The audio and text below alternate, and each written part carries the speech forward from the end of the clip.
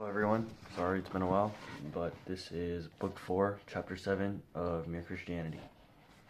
Let's pretend. May I once again start by putting two pictures or two stories rather into your minds. One is the story you have all read called Beauty and the Beast. The girl you remember had to marry a monster for some reason, and she did.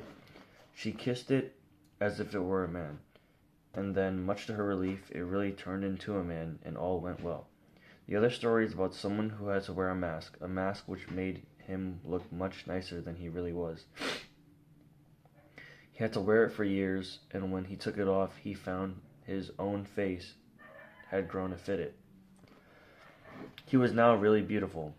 What had begun as a disguise had become a reality.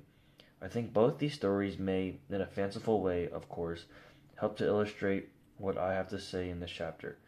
Up till now, I have been trying to describe facts, what God is and what He has done. Now I want to describe about practice. What do we do next? What difference does all this theology make? It can start making a difference tonight.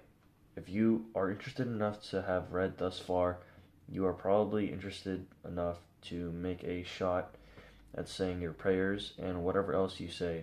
You will probably say the Lord's Prayer. Its very first words, Our Father. Do you now see what those words mean? They mean, quite frankly, that you are putting yourself in the place of a son of God. To put it bluntly, you are dressing up as Christ. If you like, you are pretending. Because, of course, the moment you realize what the words mean, you realize that you are not a son of God. You are not a being like the Son of God, whose will and interest are at one with those of the Father. You are a bundle of self-centered fears, hopes, greeds, jealousies, and self-conceit, all doomed to death. So that, in a way, this dressing up as Christ is a piece of outrageous cheek. But the odd thing is that He has ordered us to do it. Why? What is the good of pretending to be what you are not? Well, even on the human level, you know there are two kinds of pretending. There's a bad kind, where the pretense is there instead of the real thing, as when a man pretends he is there instead of the real thing, and as when a man pretends he is going to help you instead of really helping. Wait, sorry, I read this wrong. There is a bad kind, where the pretense is there instead of the real thing, as when a man pretends he is going to help you instead of really helping you, but there is also a good kind, where the pretense leads up to the real thing. When you are not feeling particularly friendly, but know you ought to be, the best thing you can do very often is to put on a friendly manner and behave as if you were a nicer person than you actually are. And in a few minutes, as we all have noticed, you will be really feeling friendlier than you were. Very often, the only way to get a quality in reality is to start behaving as if you already had it, as if you had it already. That is why children's games are so important. They are always pretending to be grown-ups, playing soldiers, playing shop, but all the time they are hardening their muscles and sharpening their wit so that the pretense of being grown up helps them to grow up in earnest. Now, the moment you realize, here I am dressing up as Christ, it is extremely likely that you will see at once some way in which at the very moment the pretense could be made less of a pretense and more of a reality. You will find several things going on in your mind which would not be going on there if you were really a son of God. Well, stop them.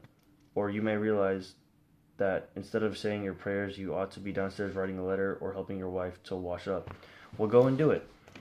You see what is happening. The Christ Himself, the Son of God, who is man, just like you, and God, just like His Father, is actually at your side and is already at the moment beginning to turn your pretense into a reality. This is not merely a fancy way of saying that your conscience is telling you what to do. If you simply ask your conscience, you get one result. If you remember that you are dressing up as Christ, you get a different one. There are lots of things which your conscience might not call definitely wrong, especially things in your mind, but which you will see at once you cannot go on doing if you are seriously trying to be like Christ. For you are no longer thinking simply about right and wrong. You are trying to catch the good infection from a person. It is more like painting a portrait than like obeying a set of rules. And the odd thing is that, while in one way it is much harder than keeping rules, in another way it is far easier. The real Son of God is at your side. He is beginning to turn you into the same kind of thing as himself. He is beginning, so to speak, to inject his kind of life and thought, his Zoe, into you, beginning to turn the tin soldier into a live man. The part of you that does not like it is the part that is still tin. Some of you may feel that this is very unlike your own experience. You may say, I've never had the sense of being helped by an invisible Christ, but I often have been helped by other human beings. That is rather like the woman in the First War who said that if there were a bread shortage, it would not bother her house because they always ate toast. If there is no bread, there will be no toast. If there were no help from Christ, there would be no help from other human beings. He works on us in all sorts of ways, not only through what we think our religious life. He works through nature, through our own bodies, through books, sometimes through experiences which seem at the time anti-Christian. When a young man who has been going to church in a routine way honestly realizes that he does not believe in Christianity and stops going, provided he does it for honesty's sake and not just to annoy his parents, the Spirit of Christ is probably nearer to him than it ever was before. Yeah. But above all, he works on us through each other. Men are mirrors of or carriers of Christ to other men. Sometimes unconscious carriers. This good infection can be carried by those who have not got it themselves. People who are not Christians themselves helped me to Christianity, but usually it is those who know him that bring him to others. That is why the church, the whole body of Christians showing him to one another, is so important. You might say that when two Christians are following Christ together, there is not twice as much Christianity as when they are apart, but 16 times as much. But do not forget this. At first, it is natural for a baby to take its mother's milk without knowing its mother. It is equally natural for us to see the man who helps us without seeing Christ behind him. But we must not remain babies. We must go on to recognize the real giver.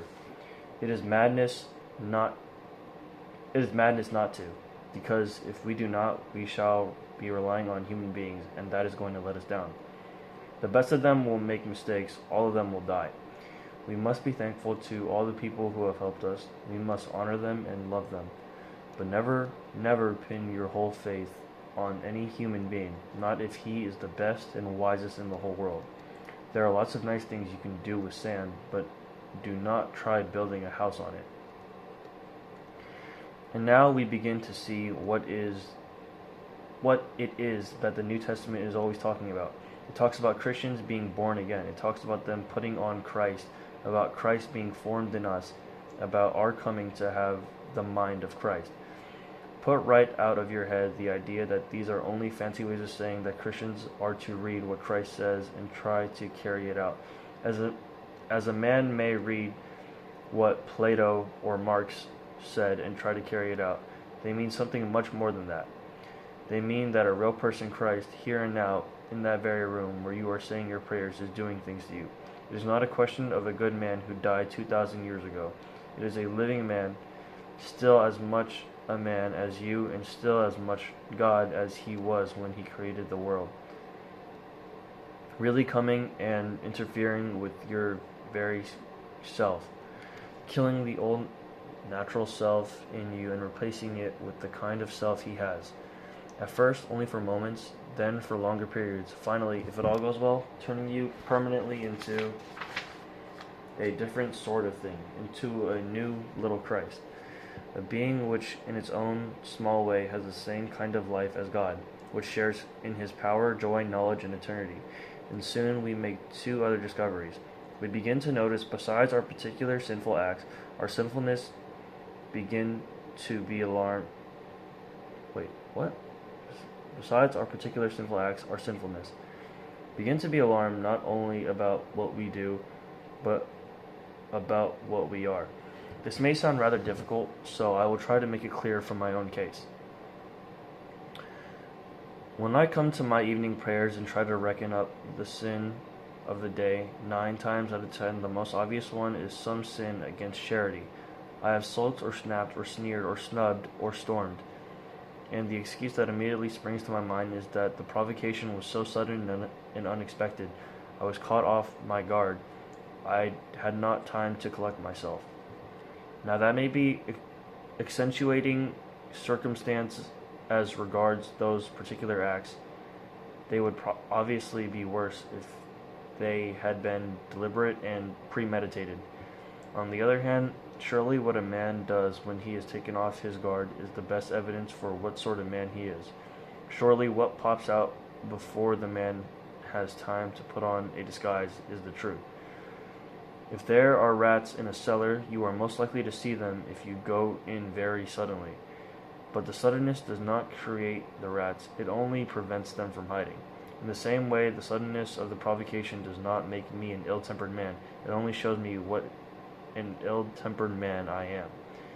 The rats are always there in the cellar, but if you go in shouting noisily, they will have taken cover before you can switch on the lights. Apparently, the rats of resentment and vindictiveness are always there in the cellar of my soul. Now that cellar is out of reach of my conscious will. I can come to some extent control my acts. I have no direct control over my temperament. And if, as I said before, what we are matters even more than what we do, if indeed what we do matters chiefly as evident of what we are, then it follows that the change which I most need to undergo is a change that my own direct voluntary efforts cannot bring about. And this applies to my good actions too. How many of them were done for the right motive? How many for fear of public opinion or desire to show off? How many from a sort of obstinacy or sense of superiority, which in different circumstances might equally have led to some very bad acts? But I cannot, by direct moral effort, give myself new motives. After the first few steps in the Christian life, we realize that everything which really needs to be done in our souls can be done only by God. And that brings us to something which has been very misleading in my language up to now. Number 2.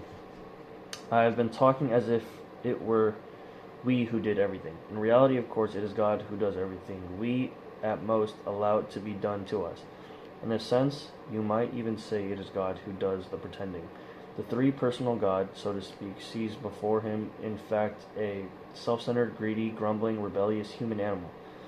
But he says, let us pretend that this is not a mere creature, but our Son. It is like Christ in so far as it is a man, for he became man. Let us pretend that it is also like him in spirit. Let us treat it as if it were what in fact it is not. Let us pretend in order to make the pretense into a reality. God looks at you as if you were a little Christ. Christ stands beside you to turn you into one. I dare say this idea of a divine make-believe sounds rather strange at first, but is it so strange really? Is not that how the higher thing always raises the lower? A mother teaches her baby to talk by talking to it as if it understood long before it really does. We treat our dogs as they were almost human. That is why they really become almost human in the end. That is the end of chapter 7.